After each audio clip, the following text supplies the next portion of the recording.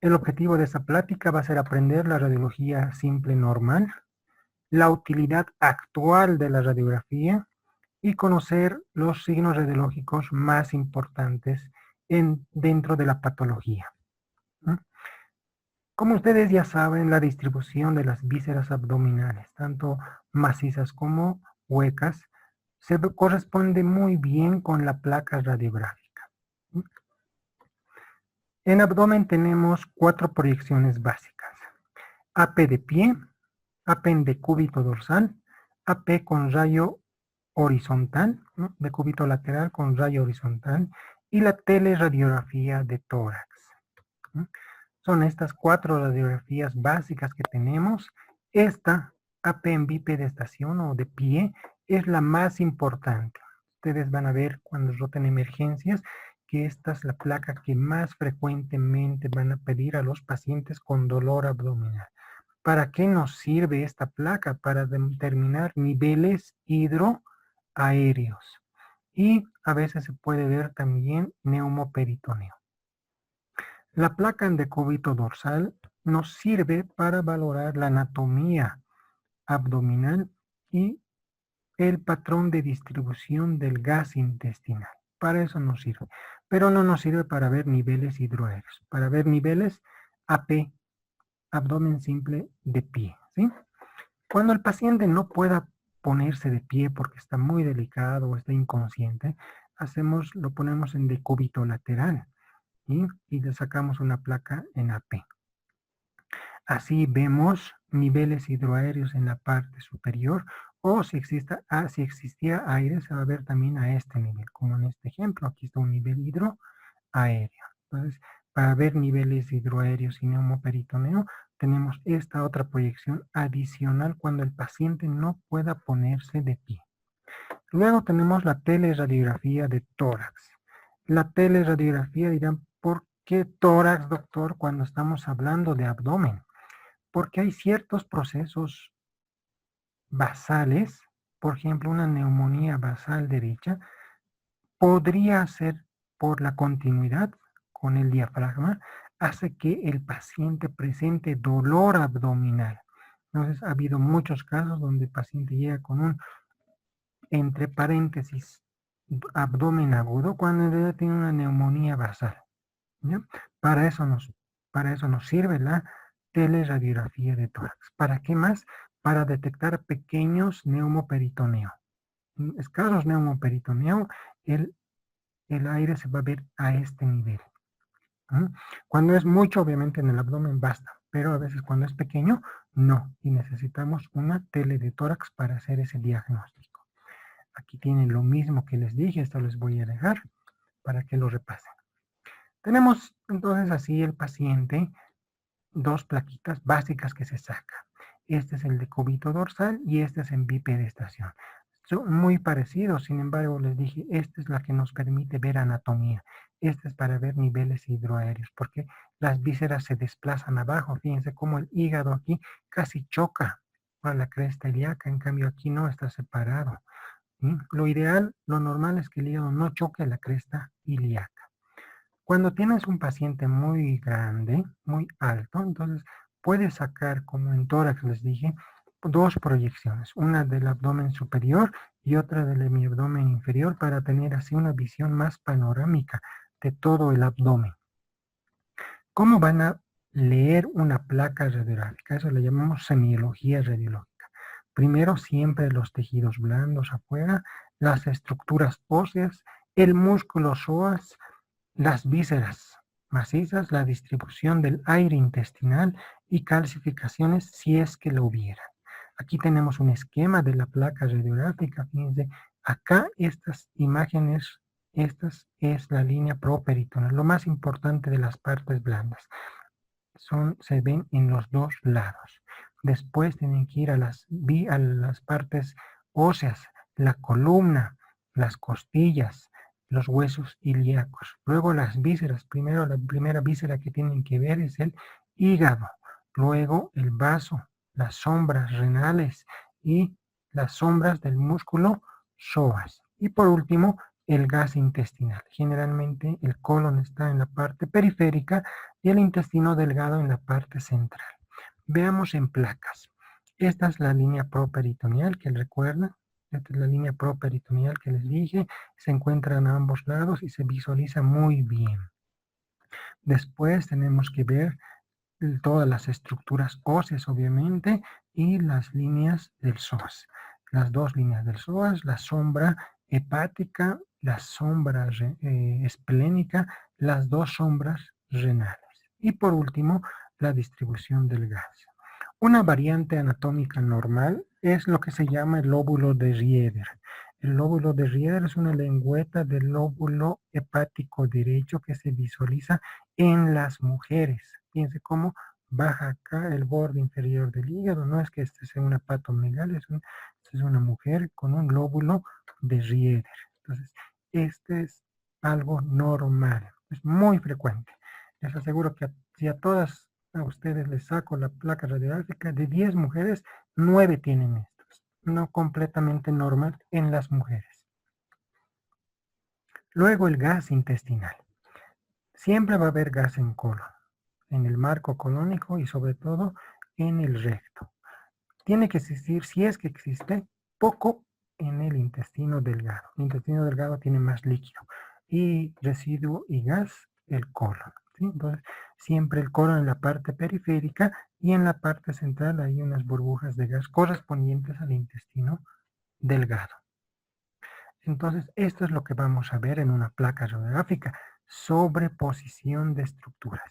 El hígado, el vaso, los dos sombras renales y ahí interpuesto todo lo que es el intestino. Mientras más residuo y gas tenga el intestino, va a poder, nos va a dejar ver mejor o peor las vísceras abdominales. ¿Sí? Un paciente que está muy distendido, con mucha materia fecal, a veces no se distingue bien los riñones ni otras estructuras. Tengo un paciente que se le ha dado de laxantes, etcétera, y viene sin gas, se puede ver adecuadamente las vísceras y se las puede identificar. ¿Sí? Vamos a aprender dos reglas en abdomen normal. Primero la regla del 369. ¿Qué dice? Vamos a distinguir intestino delgado, intestino grueso en rojo e intestino delgado en azul. ¿Ya? La primera regla dice, el intestino delgado mide de menos de 3 milímetros de diámetro. ¿Sí? La primera regla. Dos, el diámetro del colon es menos de 6 centímetros. Y tres, el diámetro del ciego y el diámetro del sigmoides tiene que ser menos de 9 centímetros. Cuando esto sobrepasa estas medidas, hablamos de distensión intestinal. ¿Sí? Regla del 3, 6, 9. A su vez, la regla del 3, bueno, el intestino delgado tiene su propia regla del 3. Esto es lo más importante, ¿ya? El espesor de la pared del intestino delgado tiene que ser menos de 3 milímetros. Las válvulas coniventes tienen que medir menos de 3 milímetros de espesor. El diámetro del intestino delgado tiene que ser menos de 3 centímetros, como ya sabemos, y tiene que existir menos de 3 niveles hidroaéreos. Entonces, cuando vean escasas burbujas de intestino delgado, normal. Pero cuando vean esto alterado, eso ya no es normal. Entonces, por favor, esto es pregunta de examen, la regla del 3 del intestino delgado. Pregunta de examen. Para abdomen tenemos, fíjense, todas estas o estos métodos de imagen. Obviamente la placa simple es nuestro tema de estudio en todo el año. Es lo más básico que cualquier médico tiene que saber. Luego tenemos la ecografía, tomografía. Con estas tres modalidades de imagen casi se resuelve el 90% de toda la patología abdominal. A veces llegamos a todo lo demás, incluso incluyendo procedimientos vasculares, ya que son terapéuticos, por ejemplo, una hemorragia digestiva, donde ya no existe más, el endoscopista ya no puede hacer más porque sigue sangrando, pues entramos los radiólogos vasculares, que somos nosotros, hacemos un cateterismo vascular y vamos donde está sangrando, ese vaso que está sangrando lo tapamos, ¿no? Lo embolizamos. Entonces, para eso nos sirven estos procedimientos. Tenemos todos estos, de estos hemos dicho, la placa simple es lo que vamos a ver hoy y obviamente es lo más importante en su vida de médicos generales. La radiografía simple de abdomen actualmente tiene estas indicaciones. No se pide para lo que sea, se pide para esto. Dolor abdominal agudo, a veces dice inespecífico. Aquí yo le puse apendicitis porque en nuestro medio todavía se sigue solicitando para la apendicitis este método de estudio. Sin embargo, internacionalmente ya no se pide. Si tienes un paciente con clínica de apendicitis, pides ecografía o tomografía, ya no la placa simple, pero estamos en un país todavía subdesarrollado y se sigue pidiendo para este punto, ¿no? Esto por eso al final vamos a ver la apendicitis en este capítulo. Luego se pide para colecciones anormales de gas. Esto aquí en Estados Unidos, en China, se sigue pidiendo. Líquido libre intraabdoperitoneal también, sin embargo, la ecografía nos ha desplazado. Las masas también podemos ver, calcificaciones y cuerpos extraños. Vamos a lo segundo, colecciones anormales de gas. Hemos dicho que apendicitis vamos a ver al final. Colecciones anormales de gas. Podemos tener gas dentro del intestino o intraluminal anormal, gas fuera del intestino, que es el famoso neumoperitoneo, y gas en la pared del intestino. Vamos al primero.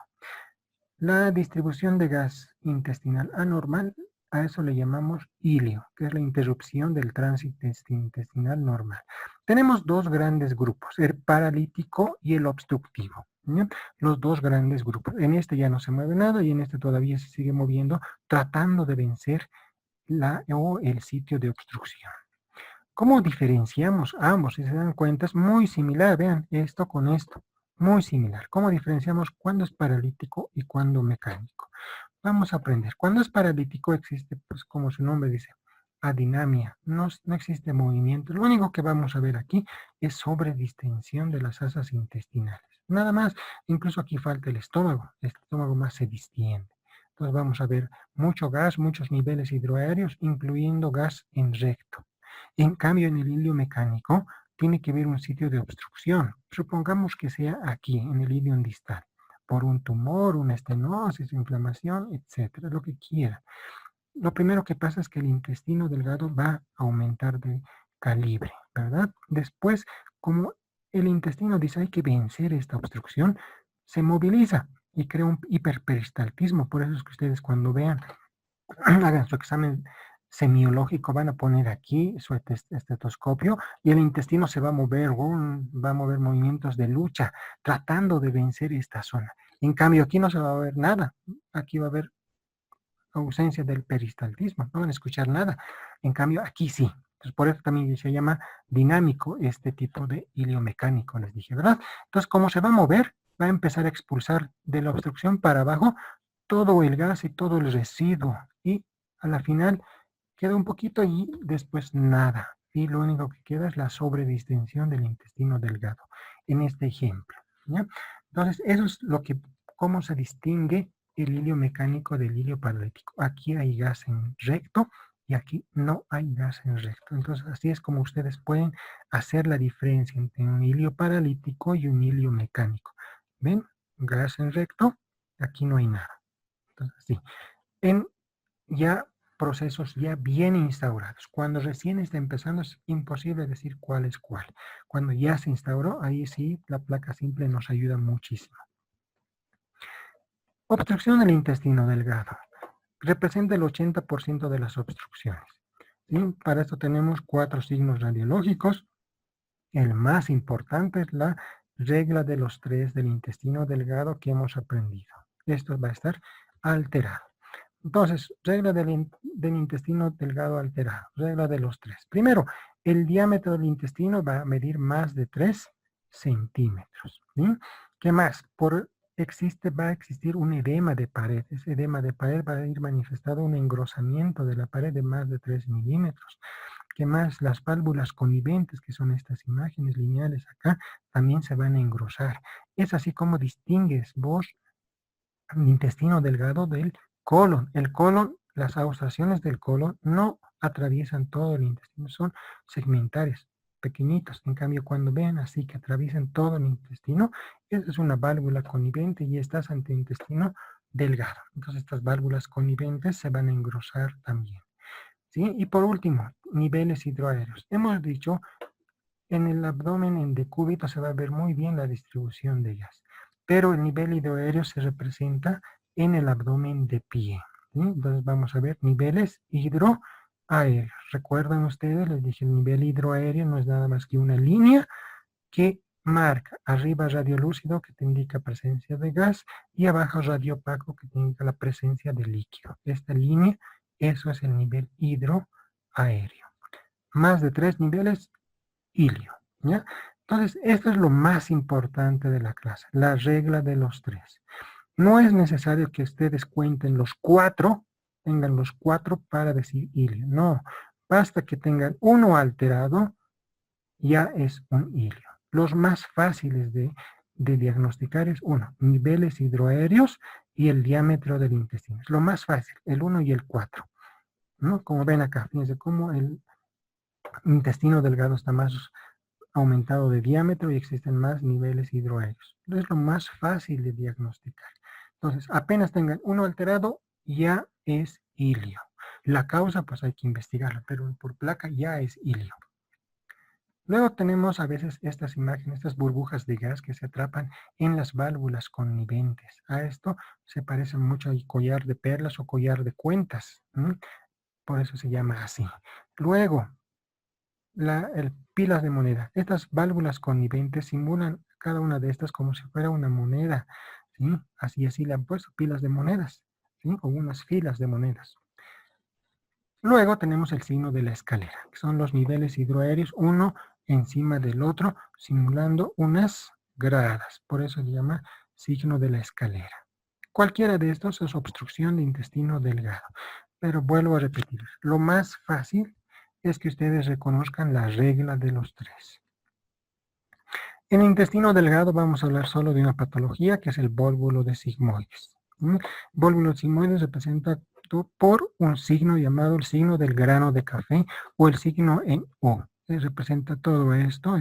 A este nivel se encuentra el vólvulo y se ha rotado sobre su eje y el asa de intestino se ha distendido. Es una obstrucción de asa cerrada. ¿Sí? Entonces, como algunos le llaman en forma de U inversa, otros en grano de café, como este, fíjense, se parece mucho, ¿no? Con la hendidura central que corresponde a esta hendidura entre las dos asas. Grano de café, vólvulo de sigmoides. Podemos tener también los fecalomas, que son material, ¿no?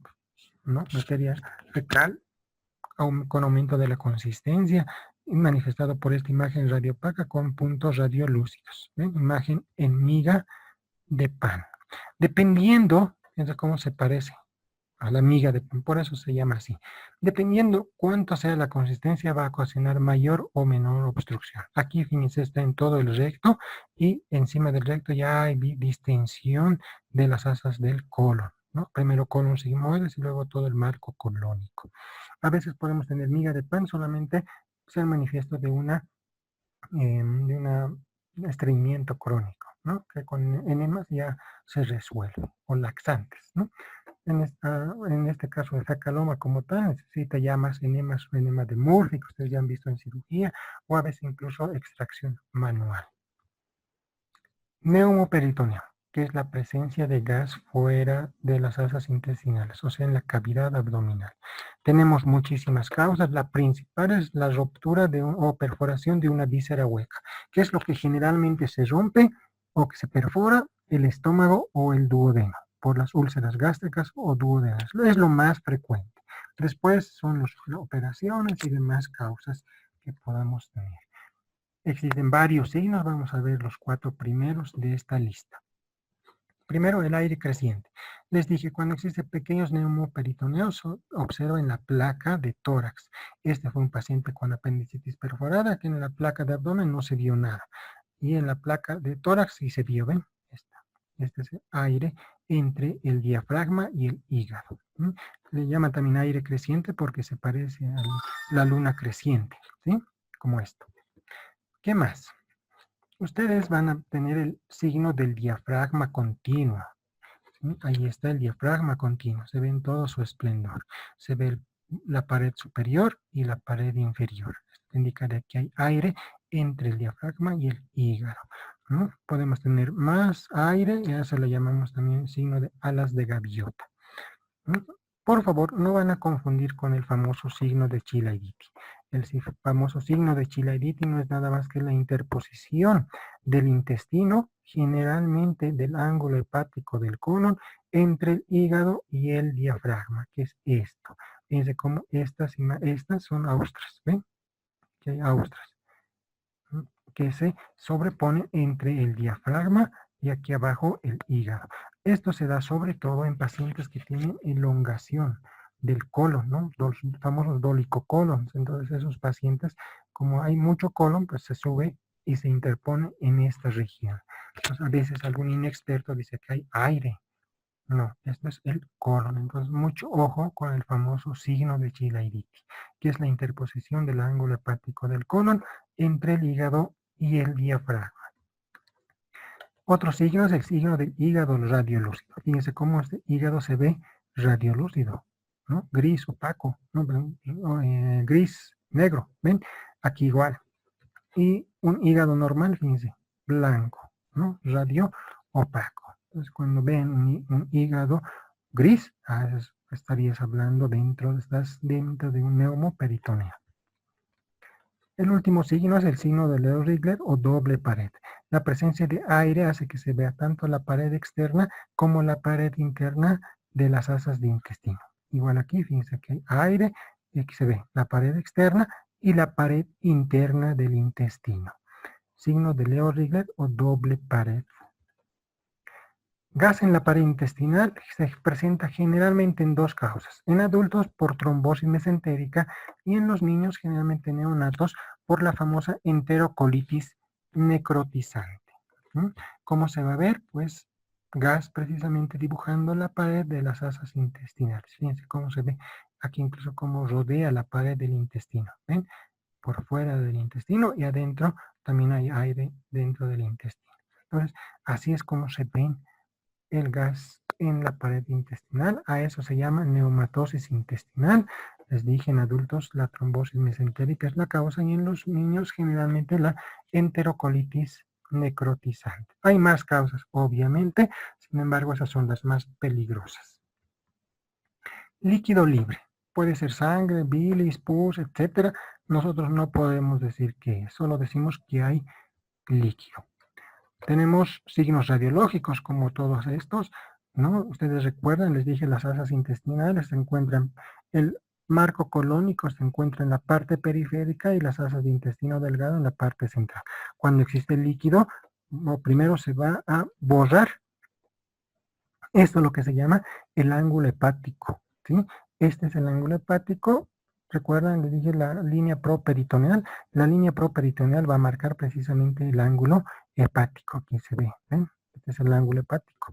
Entonces, esta imagen, esta es la que nosotros no vamos a ver cuando existe líquido libre, ¿no? Bien, se borra el ángulo hepático. Después, las asas intestinales ocupan todo este segmento y lo que vamos a tener es que se van a ir a la parte central, ya que en la parte lateral pues se va a acumular líquido. A eso le llamamos centralización de asas. Fíjense cómo está todo en la parte central y afuera solamente líquido. Esta opacidad o borrosidad del abdomen.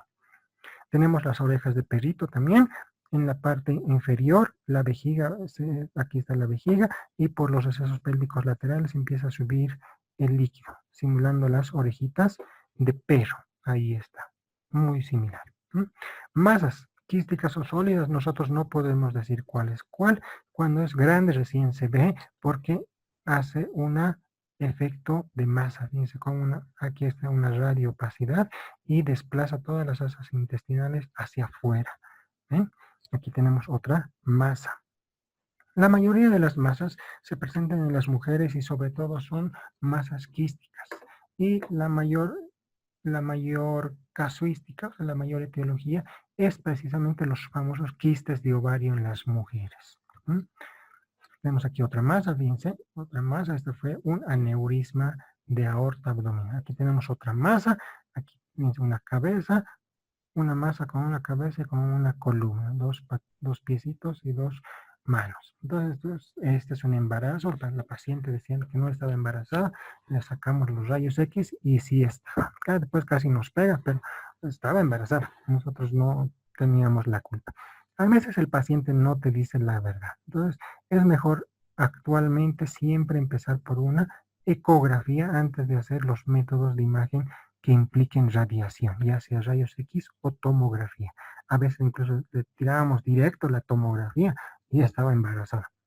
¿Mm? Eso pues para ahora en la práctica, ya por eso siempre se pide primero ecografía y luego los rayos X como tal, porque implica radiación. ¿Mm? Calcificaciones, podemos tener litiasis urinaria, litiasis en vías biliares, tumoraciones, otras causas. Para litiasis en vías urinarias, ustedes lo único que tienen que hacer es reconocer, ¿sí?, los riñones, dónde están los riñones, dónde están las vías excretoras y dónde está la pelvis. Nada más, reconocer esto. Y ahí ir a buscar parte por parte donde se encuentran los litos. Esta, por ejemplo, es una litiasis renal. Aquí está el riñón, al lado de la columna. Cada imagen radiopaca, ven aquí, son 3, 1, 2, 3. Son litos renales, litiasis renal derecha. Aquí igual es una litiasis renal derecha. Este es un lito coraliforme bilateral, fíjense, aquí está todo el lito. En ambos lados, lito coraliforme quiere decir un lito que rodea la pelvis y que se extiende hacia los cálices. Lito coraliforme. Entonces tienen que ver dónde están los riñones y dónde está la vía urinaria. Aquí está, esta es la vía urinaria, uréter derecho, este ya descendido en el uréter, este es otro paciente donde está un cálculo en el uréter izquierdo, ahí hay puntitos en el o en la vejiga, ¿no? Ya litiasis que ya han desembocado en la vejiga. A veces los cálculos en el hueco pélvico se confunden con los famosos flebolitos. Los flebolitos son calcificaciones vasculares que no tienen nada que ver con el cálculo. A veces entonces, como nos confunde, vamos para eso ya al gol estándar en litiasis, que es la tomografía. La tomografía es el gol estándar en litiasis urinaria. Aquí estamos viendo, sin embargo, pues algunos ejemplos de litiasis urinaria, como tal, que se ve en rayos X. Aquí tenemos la vesícula biliar, y las piedritas que se encuentran dentro de la vesícula. Y en este se encuentra en todo el trayecto de la vía biliar. Fíjate, esta es la vesícula, el conducto cístico, y se une a la vía biliar común y forma el colédoco. Y todo esto lleno de piedras. Los rayos X no es el método ideal para vía biliar. Sin embargo, a veces se puede ver. Para vía biliar, el mejor método, como van a ver después, es la ecografía. Podemos tener estas masas en hueco pélvico, fíjense, radiopacas. Eso era muy frecuente antes ver en mujeres, sobre todo adultas de la tercera edad, y eran los miomas calcificados. Actualmente, como se diagnostican más antes, se los extirpa, se hacen miomectomías o se extirpa todo el útero, ¿no? Las histerectomías. Entonces ya no es muy frecuente ver estas masas. Lo que sí todavía es frecuente ver en mujeres jóvenes, sobre todo, es estas calcificaciones. ¿Ven acá? Esta calcificación se parece a un diente, a una muela. ¿Ven? Este es, cuando vean esto, es un diagnóstico casi certero de teratoma ovárico. Y esto es obviamente miomas. Cuando vean una calcificación en forma de diente, es un teratoma ovárico, si es mujer, hasta que no se demuestre lo contrario. Cuerpos extraños. Ya tenemos besoares, monedas, baterías, etc. Besoares quiere decir la ingesta de contenido orgánico o inorgánico, ¿verdad? Y esto se va a almacenar sobre todo en el estómago. Puede almacenarse en cualquier segmento, pero en el estómago es lo más frecuente. El estómago en este caso se va a ver como, se va a distender, va a haber una masa radiopaca, como ven acá, rodeado de gas. Ven aquí todo rodeado de gas. Estos son los besoares, ¿no? Dependiendo de que sea tricobesoar, fitobesoar, etcétera. Depende de lo que el niño o niña se haya tragado. Luego a veces los niños se creen alcancías y se toman las monedas. ¿Sí? Aquí está en el estómago, esperamos 2 días y ya está la moneda en el recto. Ven aquí, aire en recto. Les dije, siempre tienen que ver aire en recto, eso es lo normal. Y ahí está la moneda. Tal vez una moneda de oro, hay que esperar a que evacúe. Es importante siempre hacer este tipo de secuencias de seguimiento, porque a veces puede que el niño se haya tragado un objeto un poquito más grande. Y normalmente dentro del tubo digestivo tenemos dos zonas de estrechez. Primero, el píloro y dos, la válvula iliocecal. A veces se queda ahí y no puede pasar el objeto. Entonces tiene que entrar en el endoscopista, sacarlo o incluso cirugía, porque si no va a lesionar el píloro o la válvula iliocecal y va a producir pues una perforación intestinal, ¿no? Entonces hay que hacer siempre el seguimiento para esperar a que baje la moneda o cualquier objeto que se haya tragado y lo expulse. Podemos tener esta clase de objetos o esta imagen también se parece a la imagen en miga de pan. ¿Ven? Esto fue un gasoma, ¿sí? Una gasa que se olvidaron después de una cirugía. La paciente decía, me duele aquí y vemos acá esta imagen. En miga de pan igual puede ser, se ve lo mismo en los gasomas, ¿no? Podemos encontrar esto, cualquier cosa. Ustedes ya van a ver las cosas que se van a encontrar en emergencias. Y obviamente, pues para el que le guste la Coca-Cola o el fanático de la Coca-Cola, puede tomarse una. Ya para terminar, apendicitis. Signos radiológicos de apendicitis. Ilio local, borramiento del músculo psoas, ilio paralítico, escoliosis, neumoperitoneo. Vamos a ver algunos. El ilio, ¿no? Como el apéndice va a estar en fosa ilíaca derecha o en el cuadrante medio derecho, es que ahí a su lado va a haber la distensión de las asas. Fíjense cómo el asa de intestino aquí está elongado o está distendido. Fíjense, esto mide más de 3 centímetros, las válvulas coniventes igual están gruesas. Les dije, apenas una regla de los tres esté alterado, eso ya es ilio. Aquí igual, este es en decúbito, este es en de pie. Fíjense cómo se ven los niveles hidroaéreos. ¿Ven? Niveles hidroaéreos, a este nivel velado todo y niveles hidroaéreos. Aquí, ¿qué más? Borramiento del psoas. Fíjense cómo se ve el psoas izquierdo en todo su esplendor. ¿Ven? Hasta aquí abajo. ¿Ven? Hasta aquí abajo. En cambio, el derecho vemos un poquito hasta aquí y luego se pierde. Ya no se ve tan magnífico como en el lado derecho. Eso es porque el proceso inflamatorio te borra el músculo psoas y no lo logras ver. Aparte de eso, fíjense, tenemos niveles hidroaéreos, distensión de asas intestinales. Borramiento de los psoas, ilio, ya estás hablando de una apendicitis. En el contexto clínico, obviamente. En el 10% de los casos vas a ver estas imágenes radio opacas aquí. Estos son los coprolitos o apendicolitos. Solamente se ve en el 10%. Y obviamente se va a ver más el ilio local. Fíjense cómo las asas de intestino están distendidas acá. Aquí, este diámetro está aumentado. ¿Ya? Y por último, a veces se rompe o se perfora el apéndice y provoca peritonitis. La peritonitis vamos a verlo como líquido en el abdomen. Y el líquido en el abdomen vamos a verlo así, como borrosidad. Después, ¿qué más? No se va a ver las líneas del psoas. Fíjense, no se ve las líneas del psoas. Después no se ve la línea properitoneal. ¿Ya? Entonces, mientras el apéndice o la apendicitis sea de reciente inicio, a veces en la placa está normal, todo sale normal.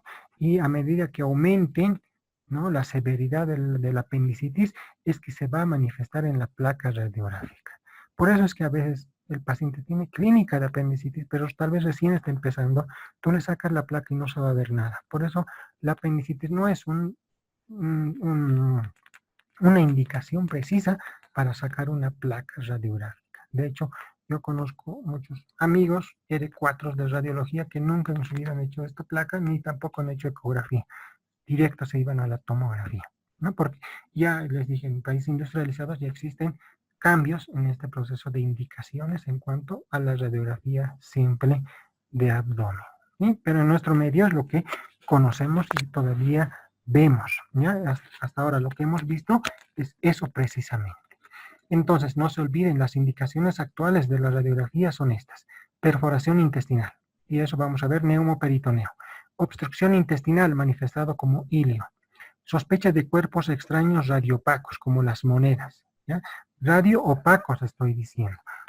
Alguna vez van a ver algún paciente que te dice, doctor, me he tragado una espina del pescado, hágame rayos X. Entonces, no hay que pedir ahí porque ustedes ya saben que el cartílago no se ve por rayos X. Entonces, para en vano le vas a pedir, no se va a ver nada. Después, seguimiento de urolitiasis, pero que previamente se hayan visto por rayos X. Si no se ha visto el cálculo urinario, pues no hay que seguirlos. Se sigue por rayos, por ecografía o por tomografía, pero ya no por rayos X. No se olviden que hay cálculos radiopacos y cálculos radiolúcidos, ¿no? Es importante. Dolor abdominal inespecífico, moderado o severo. Si ya es específico, ya no se pide. Si tú ya estás sospechando clínicamente en apendicitis, ya no le saques la placa, ¿no? No tiene sentido. Ya sabes que tiene apendicitis. Y localización de catéteres. Esta parte no hemos visto, pero en muchas cirugías, procesos, pues ponen el catéter y lo que hacemos es seguimiento solamente para ver dónde está. A veces colocan el cirujano le coloca ahí debajo del hígado y en el seguimiento ya está en la pelvis, ¿no? Se cayó, se bajó, descendió el catéter. Para eso nos sirve también la placa simple de abdomen. Eso yo no lo digo, las indicaciones son indicaciones internacionales, ¿no? Entonces, como conclusiones podemos decir que existen, ¿no?, indicaciones específicas para los rayos X de abdomen, ¿ya? Ustedes tienen que hacer un adecuado examen clínico y una adecuada historia clínica para llegar a un diagnóstico probable y solicitar el método de estudio más adecuado, ¿sí? No se olviden que, y vamos a ver después en las siguientes teóricas, que patologías específicas tienen métodos de imagen ideales. Por ejemplo, colecistitis, jamás se pide rayos X, se pide ecografía. Pancreatitis, se pide tomografía o ecografía. Rayos X ya no te sirve, no te sirve. Entonces es importante que ustedes conozcan esta parte, ¿ya? Esta es, como les dije, la teórica más importante en lo que es abdomen simple. Lo demás es más facilito y más simple y más cortito. Y ahora lo que van a ver ahora, después, es la forma de solicitar los estudios de imagen dependiendo de la patología que tengan. Ya les dije, cuando piensen en colecistitis, pedirás ecografía. Cuando pienses en pancreatitis, pedirás tomografía. Cuando pienses en un tumor hepático, pedirás ecografía y luego tomografía. Y así sucesivamente. En las demás clases vamos a enseñarles cómo medir o cómo solicitar los estudios de imagen, ¿sí? Entonces, muchísimas gracias. Les invito a tomar su Coca-Cola. Que tengan un buen descanso.